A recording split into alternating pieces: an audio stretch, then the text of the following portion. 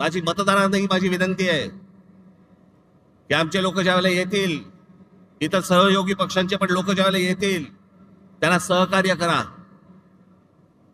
एका घरामध्ये 800 माणसं भरली जात आहेत, नावं दिली जात आहेत. 700 माणसं, 800 माणसं, 1000 माणसं, 500 माणसं जे मतदार नाही आहेत, पण अशी सगळी खोटी नावं भरून हे निवडणुकांना सामोरं जायचं म्हणतायत.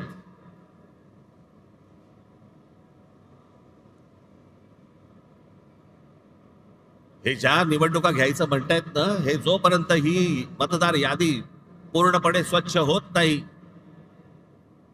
सर्व राजकीय पक्षांचं समाधान जोपर्यंत होत नाही, तोपर्यंत या महाराष्ट्रामध्ये निवडणुका घेऊनच दाखवा.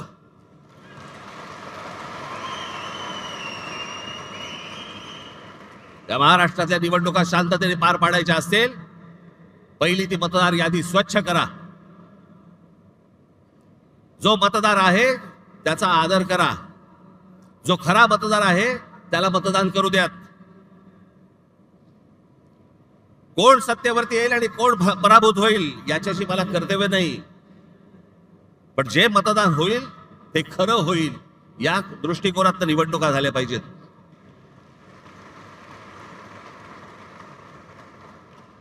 त्याच्यामुळे आता सर्व माझ्या यादी प्रमुख जे आहेत, माझे शाखाध्यक्ष आहेत, उपशाखाध्यक्ष आहेत, माझे गटाध्यक्ष आहेत, यादी प्रमुख आहेत, प्रत्येक ठिकाणी कोण कोण राहत आहेत, किती किती माणसं राहत आहेत, कोण कोण मतदार आहेत, तपासायला सुरुवात करा.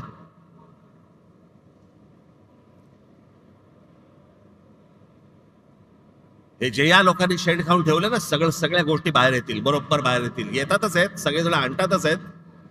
सगळ्या महाराष्ट्रभर हे सगळं सुरू झालं पाहिजे. आणि फक्त आपल्याच पक्षासाठी नाही म्हणत मी, इतर पक्षांनी देखील प्रत्येक घराघरामध्ये गेलं पाहिजे, तपासलं पाहिजे. आणि निवडणूक आयोगाला आमचं सांगणं आहे की हे जोपर्यंत स्वच्छ होत नाही तोपर्यंत निवडणुका तुम्ही घेऊ नका. महाराष्ट्रामध्ये निवडणुका घेऊ नका. आधीच 5 वर्ष झाली आहेत त्या सगळ्या निवडणुका होऊन, अजून 1 वर्ष गेलं तरी चालेल, पण निवडणुका त्याच्याशिवाय होता कामा नयेत या महाराष्ट्रात. ह्याची जी सगळी घाई सुरू आहे ना, ती घाई याच्यासाठी सुरू आहे कारण ह्यांनी सगळं जमवलेलं आहे गणित.